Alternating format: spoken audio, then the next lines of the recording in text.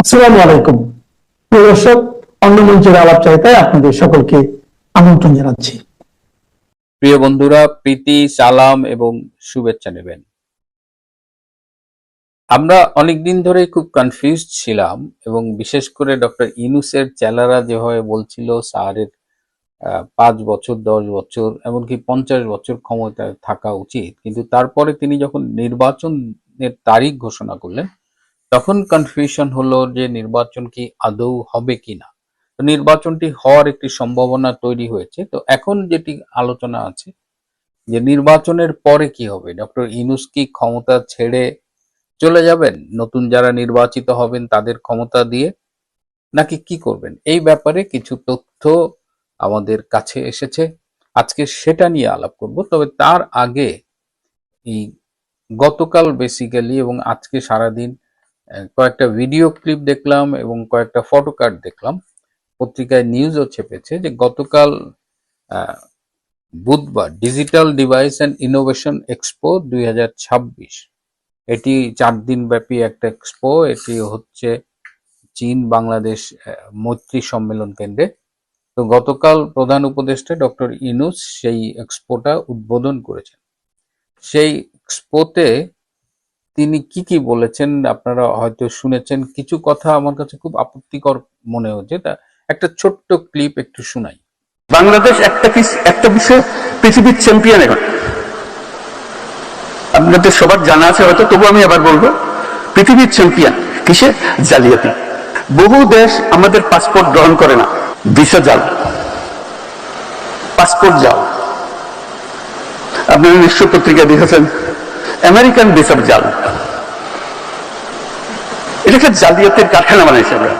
এই যে উনি বললেন যে জালিয়াতিতে বাংলাদেশ পৃথিবীর সেরা আর কি, বিশ্ব চ্যাম্পিয়ন বলা যায়।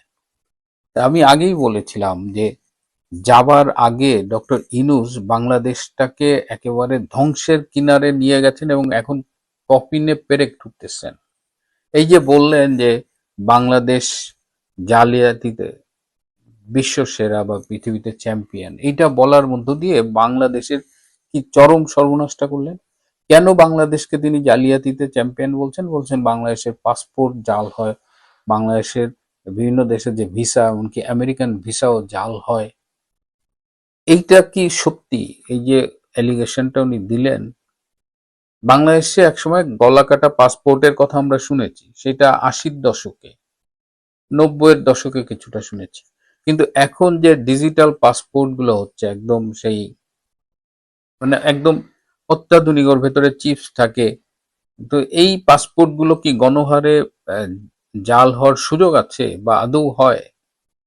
এরকম হয়তো কালে ভদ্রে একটা হইতে পারে, সেরকম দুই একটা জাল পাসপোর্ট কিন্তু উন্নত বিশ্বের দেশেও হয়, কিন্তু সেটা তো উদাহরণ হইতে পারে না। কিন্তু ডক্টর ইউনূস এমন ভাবে বললেন যে যারা বাংলাদেশে সবুজ পাসপোর্ট ক্যারি করে তারা অধিকাংশই জাল পাসপোর্ট ক্যারি করে। উনি পুরা জাতিকে জালিয়াতির কাঠগড়ায় দাঁড় করালেন। কিন্তু উনি কি, উনি যখন ছোট ছিলেন কিশোর বেলায়, তখন পত্রিকায় বিভিন্ন কুইজ টুইজ ধাঁধা দেওয়া হতো এবং সেগুলো যারা উত্তর দিত তাদের জন্য পুরস্কার দেওয়া হতো। উনি করতো কি, তখন পত্রিকায় চিঠি লিখতো যে আমি অমোক, আমি সলেমান, আমার ঠিকানা চেঞ্জ হয়েছে, আমি পুরস্কার পাইছি, আপনি আমার এই ঠিকানায় পুরস্কারটা পাঠান বলে নিজের ঠিকানা দিত। মানে অন্যের পুরস্কারটা জালিয়াতি করে তিনি নিজে নিয়ে নিতেন। এটা তিনি ছোটবেলা থেকে করছেন।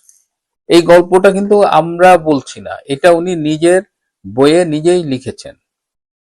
তো যার শৈশবের শুরু, কৈশোরের শুরুতেই জালিয়াতি, এবং তারপরে দেখেন এই যে 17 মাস হলো যে জোর করে যে অবৈধভাবে প্রধান উপদেষ্টা হয়েছে, এই প্রধান উপদেষ্টা হয়ে কি কি জালিয়াতি করেছে, নিজের যা যা উপকার করা সব করছে। নিজের বিরুদ্ধে মামলা খারিজ করে দিছে, গ্রামীণের 666 কোটি টাকা কর মওকুফ করেছে, গ্রামীণের মালিকানা ছিল সরকারের সেটা কমিয়ে 10%-এ নিয়ে আসছে, গ্রামীণের সব ট্যাক্স, গ্রামীণ কিন্তু ব্যাংকিং নিয়ম মেনে চলে, তার ট্যাক্স 2029 পর্যন্ত মাফ করে দিয়েছে, বিশ্ববিদ্যালয়ের অনুমতি নিয়েছে, মেডিকেল কলেজের অনুমতি নিয়েছে, আদম রপ্তানির লাইসেন্স নিয়েছে, কি নেয় নাই আমি একটা লিস্ট করছি, মানে জালিয়াতির চরম সে নিজে করেছে, এবং সে নিজে একটা জালিয়াত, সে মনে করে তার মতো বাংলাদেশে সবাই জালিয়াত। এবং এই 17 মাসে বাংলাদেশকে,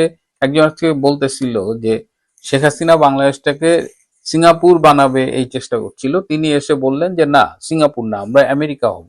তো সবাই দেশবাসী ওনার প্লেনে উঠলো, উনি আমেরিকা যাওয়ার কথা বলে উনি পাকিস্তানে সবাই নামায় দিলেন।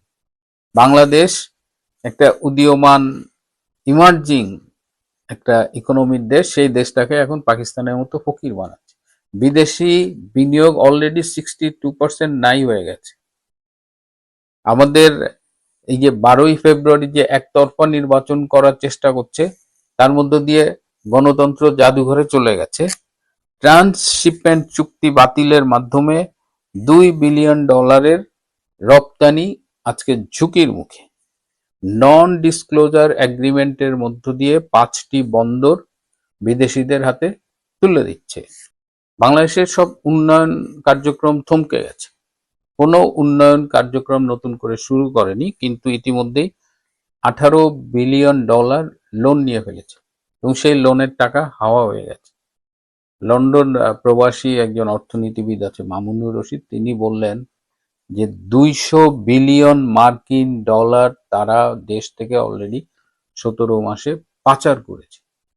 $200 বিলিয়ন, চিন্তা করা যায় মানে কি পরিমাণ ফ্রডকে এই মানুষ ক্ষমতায় বসিয়েছে, জোর করে মানুষের সাথে প্রতারণা করে তিনি এই কাজটা করেছে। এখন এই লোকটা ক্ষমতার থেকে তো যেতে চান না, কিন্তু তিনি ফেব্রুয়ারির ইলেকশনের পরে কি চলে যাবেন?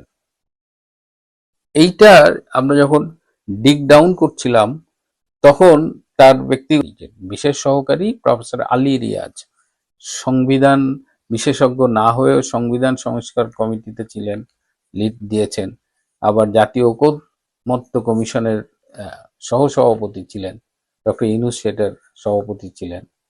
তো এখন আলী রিয়াজ একটা স্টেটমেন্ট দিয়েছেন, সেটা হলো যে 12ই ফেব্রুয়ারি নির্বাচনের পরে যারা নির্বাচিত হবেন তারা প্রথম 6 মাস গণপরিষদ সদস্য থাকবেন। সাধারণত কি হয়, ইলেকশন হয়, এমপি হয়, তারা শপথ নেয়, সরকার গঠন করে, একজন প্রধানমন্ত্রী হয়, মন্ত্রী পরিষদ হয়, বিরোধী দল হয়। এখানে সেটা হবে না, তখন যারা ইলেক্টেড হবে তারা গণপরিষদ সদস্য হবে। এই গণপরিষদ সদস্যদের কাজ হবে তখন এই জুলাই সনদের আলোকে সংবিধান সংবিধান সংশোধন করা, সংবিধান সংশোধন করে তখন সংবিধানের নিম্ন কক্ষ যারা নির্বাচিত হলেন এবং এই আনুপাতিক ভোটের হারে উচ্চ কক্ষ গঠিত হবে, এবং তখন তারা যাই সিদ্ধান্ত নিক সংবিধান সংশোধন সহ সেটা উচ্চ কক্ষে অ্যাপ্রুভ হইতে হবে, তারপর সেটা রাষ্ট্রপতির কাছে যাবে। এবং এখন এই আনুপাতিক হারে যেটা নেপালে হয়েছে, দেখা গেল ছোট ছোট পার্টি বা জামাত টামাত যারা বিরোধী দলে থাকে, এরা উচ্চ কক্ষে এমন একটা সংখ্যা পায় যে তারা তখন পুরো সংসদটাই অস্থিতিশীল হয়ে যায়। সরকার একটা বিল পাশ করাতে যাচ্ছে, সেটা হচ্ছে না, তো একটা ক্যাওটিক সিচুয়েশনের মধ্যে হবে। তো এই 6 মাস ডক্টর ইউনূস কি ক্ষমতা ফেব্রুয়ারি ইলেকশনের পরে চলে যাবে? এই 6 মাস গণপরিষদ হলে ক্ষমতা কাদের হাতে থাকবে? এই 6 মাস ডক্টর ইউনূস তার উপদেষ্টা পরিষদ নিয়ে ক্ষমতায় থাকবে, তার মানে আগস্ট পর্যন্ত সে ক্ষমতা চালায় যাবে।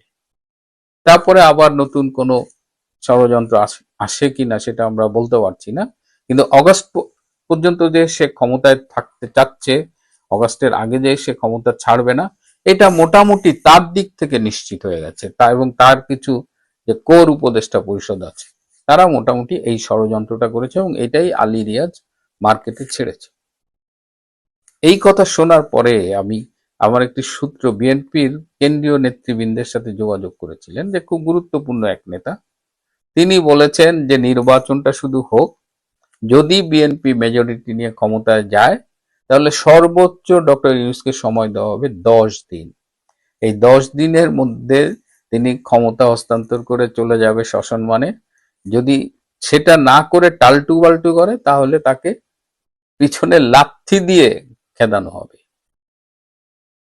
তাহলে দেখা যাক নির্বাচনে কারা জয়লাভ করে, এবং যে কারণে ডক্টর ইউনূস বা আরো যারা আছে ষড়যন্ত্র করছে তারা কিন্তু বিএনপি যাতে ক্ষমতায় না আসতে পারে এই চেষ্টাটা করছে, সেটা নিয়ে আমি পরে কথা বলবো। তাহলে ডক্টর ইউনূসের এই ষড়যন্ত্রের ব্যাপারে দেশবাসীকে সতর্ক থাকতে হবে। এই ঠাউট বাটপার পুরো জাতিকে বিশ্বের কাছে ছোট করতেছে। আরো অনেক আপত্তিকর কথা বলেছে সরকারি যারা সরকারি চাকরি করেন তাদের 5 বছরের বেশি চাকরি করা উচিত না, তাতে নাকি সৃজনশীলতা কমে যায়, 10 বছর পর পর নতুন করে শুরু করতে হয়। তো ডক্টর ইউনূস, আপনি গ্রামীণ ব্যাংকের এমডি কত বছর ছিলেন এবং আপনার অবসরের বয়স ছিল 65। আপনি তো 70 বছরে এইটা ছাড়তে চাননি এবং এই পদ না ছাড়ার জন্য আপনি হাইকোর্ট পর্যন্ত ফাইট করেছেন। আপনি গ্রামীণ ব্যাংকের একটা এমডি পদ ছাড়তে পারেন নাই, আর আপনি নসিহত দিচ্ছেন যে সরকারের চাকরি কারো 5 বছরের বেশি করা উচিত না। এটা কি আমেরিকা?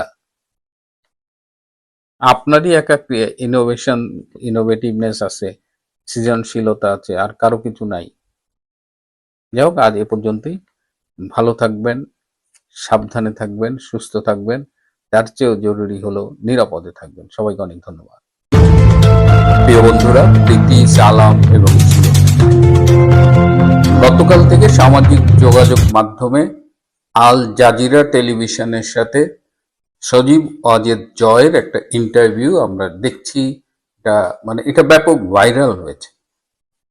আল জাজিরা টেলিভিশন সম্পর্কে শুরুতে একটু বলে নিই। আপনারা জানেন এই টেলিভিশনটা কাদের পারপাস সার্ভ করে, এবং অভিযোগ আছে যে আন্তর্জাতিক যে ইসলামিক জঙ্গি গোষ্ঠী তাদের প্রতি অনেকটা সহানুভূতিশীল অবস্থান রয়েছে এই টেলিভিশন চ্যানেলটি, এবং বাংলাদেশ কনটেক্সটে এরা বরাবরই আওয়ামী লীগ এবং শেখ হাসিনার সরকারের বিরোধিতা করে আসছে। সেই কনটেক্সটটা মনে রেখে আমরা যদি এই সজীব ওয়াজেদ জয়ের ইন্টারভিউটা একটু বিশ্লেষণ করার চেষ্টা করি, তাহলে অনেক কিছুই হিসেব মিলে যাবে। আপনারা আল জাজিরার এই যিনি সাক্ষাৎকার গ্রহণ করেছেন তার অ্যাটিটিউডটা দেখেছেন। শুরু থেকেই ভীষণ অ্যাগ্রেসিভ একটা অ্যাটিটিউড, এবং জয়কে কোনো কথাই বলতে গেলে শেষ করতে দেয়নি। তিনি এমন অ্যাটাকিং একটা ইন্টারভিউ করেছেন, এবং আল জাজিরার সম্পর্কে শুরুতে যে কথাগুলো বললাম যে শেখ হাসিনা সরকার বিরোধী, আওয়ামী লীগ বিরোধী একটা অবস্থান, সেটা কিন্তু এই ইন্টারভিউতে সাক্ষাৎকার গ্রহণকারীর অ্যাটিটিউড এবং কথাবার্তাও স্পষ্ট হয়ে উঠেছে। পক্ষান্তরে সজীব ওয়াজেদ জয় যেভাবে কথা বলেছেন, আপনারা যারা সজীব ওয়াজেদ জয়কে চেনেন বা তার সম্পর্কে জানেন, he is a very well educated person. তিনি আর যাই করুক, তার সারা জীবনের লেখাপড়ার অর্জনগুলো কিন্তু খুবই ঈর্ষণীয় আমি বলবো, এবং তিনি শেষ করেছেন হার্ভার্ড ইউনিভার্সিটি থেকে। যারা পড়াশোনা করেন, পড়াশোনা জগতে বিচরণ করেন, তারা জানেন হার্ভার্ডের অবস্থান কোথায়। এর আগে তিনি ভারতে পড়াশোনা করেছেন প্রায় 13 বছর, এবং অল থ্রু আমেরিকায় পড়াশোনা করেছেন, আন্ডারগ্র্যাড করেছেন। এবং একটা রাজনৈতিক পরিবারে থাকলে যেটা হয় যে প্রত্যক্ষভাবে রাজনীতি করতে হয় না, ওই পরিবেশই আপনাকে অনেক কিছু শেখায়। সজীব ওয়াজেদ জয় বর্তমানে বাংলাদেশের একটা প্রতিকূল অবস্থা, আওয়ামী লীগের জন্য একটা চ্যালেঞ্জিং সময়, সেই সময় তিনি বেশ সাহসী ভূমিকা রাখছেন, এবং সেই কনটেক্সট থেকে তিনি যেভাবে ইন্টারভিউতে কথা বলেছেন, আমার কাছে মনে হচ্ছে ভেরি ওয়েল কম্পোজড, ম্যাচিউরড কথাবার্তা বলেছেন। এসব ইন্টারভিউর যেটা বিষয় হলো যে এই ধরেন 25-30 মিনিটের একটা ইন্টারভিউ, এখানে আপনি চাইলেও সব কথা আপনি বলতে পারবেন না। অনেক কথাই না বলা থেকে যায়। আবার মনে হয় যে আমরা যারা দেখি, মনে হয় যে না, এই প্রশ্নটার উত্তর এভাবে না দিয়ে বোধহয় আরেকটু অন্যভাবে দেওয়া যেত। কিন্তু ওই জায়গায় বসে ইন্টারভিউটা যেভাবে দিয়েছেন, and I must appreciate Sajeeb Wazed Joy. আমারও মনে হয়েছে, যেমন যখন বলেছে পুলিশের গুলিতে মুগ্ধ মারা গেছে, তখন আমার কাছে মনে হয়েছে যে ওই জায়গায় তো প্রশ্নকর্তাকে চ্যালেঞ্জ করা যেত যে মুগ্ধ যেখানে মারা গিয়েছে তার ধারে পাশে কোনো পুলিশ ছিল না, একদম একটা ক্রাউডের মাঝখানে। সো মুগ্ধর মৃত্যুটা একটা চমৎকার কেস স্টাডি হতে পারে, এবং সেখান থেকেই অনেক থলের বিড়াল বেরিয়ে যেতে পারে। আবু সাইদের মৃত্যুটা নিয়েও প্রশ্ন আছে, রাবার বুলেটের যে ছবি ভাইরাল হতে দেখেছি, কিন্তু আবু সাইদ তো পুলিশের ওই গুলিতে মারা যায়নি, তার মাথার পেছনে ক্ষত ছিল, সেই ক্ষত থেকে মারা গেছে। কিন্তু এগুলো যাই হোক, মানে দিজ আর দ্য ইস্যুজ, এরকম অনেক বিষয় ছিল। তারপরে ওভারঅল ইন্টারভিউ আমি কয়েকবার দেখেছি, আর ছোট ছোট ক্লিপ তো ভেসে বেড়াচ্ছে সামাজিক যোগাযোগ মাধ্যমে। কিন্তু আমার ভিডিও করার যে উদ্দেশ্য, সেটা হলো যে একটা বিষয় নিয়ে আওয়ামী লীগের সমর্থক নেতাকর্মীদের মধ্যে ব্যাপক আলোচনার জন্ম নিয়েছে। সেটা হলো যে শেখ হাসিনা কি অবসরে যাচ্ছেন কিনা, আওয়ামী লীগ যখন রাজনীতিতে ফিরবে সেটা কি শেখ হাসিনার নেতৃত্বে ফিরবে কিনা, এটা নিয়ে কিন্তু নেতাকর্মীদের মধ্যে অনেক আলোচনা হয়েছে। এবং মানে জয় যেভাবে কথা বলেছেন তাতে অনেকেই কনফিউজড হয়েছে। এখন যে বিষয়টা নিয়ে আসলে কনফিউশন বা আলোচনা, এবং আমার কাছেও অনেকে জিজ্ঞেস করেছেন, যদিও আমি আওয়ামী লীগের নীতি নির্ধারণী পর্যায়ের কেউ তো নই, সিদ্ধান্ত গ্রহণের কোনো প্রক্রিয়ার সাথেই জড়িত না, কিন্তু আহ, সম্প্রতি যেভাবে রাজনীতিকে অবজার্ভ করছি, কিছুটা অ্যানালিসিস করার চেষ্টা করছি, আমার কাছে মনে হয়েছে যে জয় যেটা বলেছেন, একটা রাজনৈতিক দলের একজন নেতা, তিনি অনেকদিন দায়িত্ব পালন করেছেন, গ্রাজুয়ালি তার চলে যাওয়ার সময় আসে, এবং সন্তান হিসেবেও তিনি বলেছেন। কিন্তু শেখ হাসিনা কি এই মুহূর্তে আওয়ামী লীগ থেকে চলে যাচ্ছেন, কিংবা আওয়ামী লীগ যদি বাংলাদেশে ফিরে আসে শেখ হাসিনা সভানেত্রী থাকবেন কিনা, এই প্রশ্নের উত্তরে আমার মনে হয় কনফিউজড হবার কিছু নেই। কারণ মানুষ হিসেবে আমাদের অনেক অভিমান থাকে, অনেক ইমোশন কাজ করে। আমাকে মাননীয় নেত্রী শেখ হাসিনা তিনি নিজেই বলেছেন যে আমিও তো মানুষ, আমারও তো অভিমান আছে। সেই জায়গাটার প্রতি শ্রদ্ধা রেখে বলছি, যুদ্ধ, রাজনীতি, এই বিষয়গুলোতে দিনের শেষে আসলে অভিমান কাজ করে না, অভিমানই শেষ কথা নয়। আওয়ামী লীগ একটি প্রাচীন রাজনৈতিক সংগঠন, এই সংগঠনের একটি রাজনৈতিক প্রক্রিয়া আছে। আজকে সাময়িকভাবে কার্যক্রম নিষিদ্ধ করা হয়েছে, ভবিষ্যতে হয়তো আওয়ামী লীগের উপরে আরো কঠিন সময় আসতে পারে, যদি বাংলাদেশে নির্বাচন হয় এবং কারা ক্ষমতায় আসবে এবং তারা এসে আরো হার্ড টাইম দেবে কিনা, এই সম্ভাবনাগুলো, এই ঝুঁকিগুলো কিন্তু আছেই। তারপরেও বলছি যে আওয়ামী লীগ যেহেতু একটি রাজনৈতিক সংগঠন এবং এর নেতা নেত্রী নির্বাচিত হয় কাউন্সিলের মাধ্যমে, এটা কিন্তু এই যে রাতের আধারে প্রেস রিলিজ দিয়ে বিএনপি কিংবা জাতীয় পার্টির মতো নেতৃত্ব পরিবর্তন করে না। জাতীয় পার্টির বা বিএনপির একটা প্রেস রিলিজ দিল, অমনি মহাসচিব নাই হয়ে গেল। আওয়ামী লীগে কিন্তু এটা হয় না, যে কারণে আপনি দেখছেন যে আজকে আওয়ামী লীগ নেতৃত্বের বিরুদ্ধে কার্যকরী যারা কেন্দ্রীয় লিডারশিপ আছেন তাদের অনেকের বিরুদ্ধে সমালোচনা থাকলেও নেত্রী কিন্তু তাদের বাদ দিয়ে দিচ্ছেন না বা দল বাদ দিচ্ছে না, কারণ দেয়ার ইজ এ প্রসেস। সুতরাং শেখ হাসিনা যখন অবসরে যাবে সেটি রাজনৈতিক প্রক্রিয়ার মধ্য দিয়ে যাবে, কালকেই শেখ হাসিনা চলে যাচ্ছেন না। আর একটা কথা আমি এই প্রসঙ্গে বলতে চাই যে এখনই কি শেখ হাসিনা চলে যাওয়ার সময় কিনা, বা এটাই কি বেস্ট টাইম, সেটা আমাদের একটা বিবেচনার বিষয় আছে। যে আওয়ামী লীগের এই ক্রাইসিস মোমেন্টে শেখ হাসিনাকে অবশ্যই দলীয় নেতৃত্বে থাকতে হবে।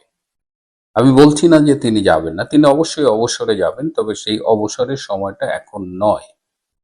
এই আজকেই সকালে বন্ধুদের সাথে বিতর্ক করছিলাম বলা যায়, যে উপমহাদেশের রাজনীতিতে 5টি দল, এই ভারতের কংগ্রেস, পাকিস্তানের এই ভুট্টোর পার্টি এবং নওয়াজ শরীফের পার্টি, এবং বাংলাদেশে আওয়ামী লীগ এবং বিএনপি, এই 5টি দলের নেতৃত্বে উত্তরাধিকার একটা খুব গুরুত্বপূর্ণ বিষয়। বিভিন্ন সময় এই দলগুলোর নেতৃত্ব এই বিশেষ পরিবারের বাইরে দেওয়া হয়েছে, প্রত্যেকবারই তারা ব্যর্থ হয়েছে। দেখেন, আওয়ামী লীগ 75-এর পরে যখন বঙ্গবন্ধুকে হত্যা করা হলো, কিছুদিন ভিন্ন নেতৃত্বে চলেছে, আওয়ামী লীগ কিন্তু ভালোভাবে চলেনি। বিএনপিও দেখেন মাইনাস খালেদা জিয়া করে যারাই চেষ্টা করেছে তারা টিকাতে পারেনি।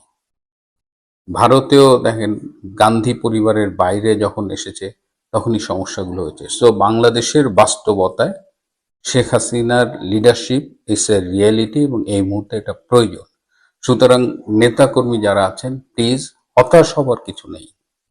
যদি শেখ হাসিনা সুস্থ থাকেন, সক্ষম থাকেন শারীরিক এবং মানসিকভাবে, তিনি অবশ্যই পার্টিতে নেতৃত্ব দেবেন এবং পার্টির প্রক্রিয়ার মধ্য দিয়েই তিনি অবসরে যাবেন, তার দায়িত্ব অন্যের হাতে দিয়ে যাবেন এবং সেই হু ইজ নেক্সট এই প্রশ্নটা তখন চলে আসে, সেটাও আওয়ামী লীগ ঠিক করবে। অবশ্যই সজীব ওয়াজেদ জয় আসতে পারেন নেতৃত্বে, সায়মা ওয়াজেদ পুতুল আসতে পারেন, বা ওই পরিবার থেকে অন্যরাও আসতে পারেন, সেগুলো সবই সম্ভাবনা, সেগুলো দলীয় ফোরামে সিদ্ধান্ত নেওয়া হবে। কিন্তু প্লিজ এই মুহূর্তে আপনারা কনফিউজড হবেন না, হতাশ হবেন না, কষ্ট পাবেন না। Sheikh Hasina is there and she will be there. পার্টির নেতৃত্বে তিনি থাকবেন এবং পার্টির প্রক্রিয়ার মধ্য দিয়েই তিনি নেতৃত্বে ততদিন থাকবেন যতদিন পার্টির তাকে প্রয়োজন। প্রিয় বন্ধুরা, এই বিষয়টা নিয়ে আসলে আজকে কথা বলতে চেয়েছিলাম। ভালো থাকবেন, সুস্থ থাকবেন, তার চেয়েও জরুরি হলো নিরাপদে থাকবেন। সবাইকে অনেক ধন্যবাদ।